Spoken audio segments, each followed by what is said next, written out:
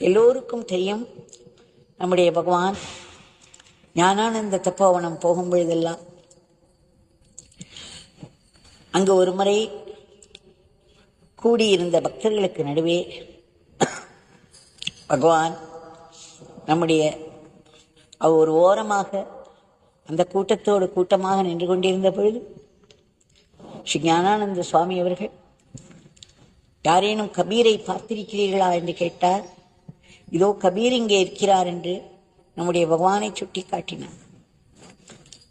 ஆக கபீருடைய அவதாரமாக ஒரு ஞானியால் தானே இன்னொரு ஞானியை இனம் கண்டு கொள்ள முடியும். நம்முடைய பகவானை கபீர் என்று இனம் கண்டு கொண்ட ஞானானந்த சுவாமிகளின் திருவடிகளுக்கு நம்முடைய அனந்த கோட்டி நமஸ்காரங்களை சமர்ப்பிப்போம். இந்த கபீரை பற்றிய ஒரு கதையை பார்ப்போம். கபீருக்கு